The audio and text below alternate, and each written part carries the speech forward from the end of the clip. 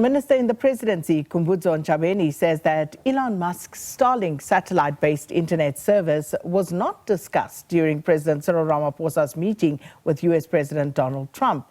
Her remarks follow growing public scrutiny over the timing of proposed policy changes by the Communications Minister Solly Malatsi.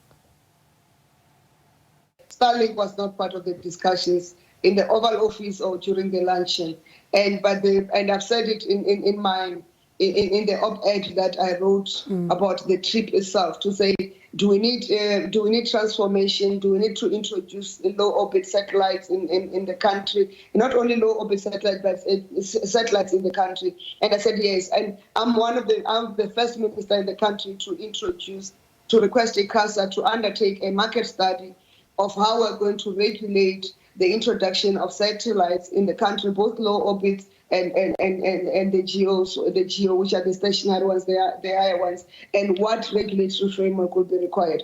I'm pretty clear that transformation is sacrosanct in our country, that it's a non-negotiable in order for the country to achieve its aspirations, but most importantly, to live to the provisions of the BBEE Act, as it was articulated and envisaged. So we are not attempting to open a special dispensation for Starlink or any other company or an individual.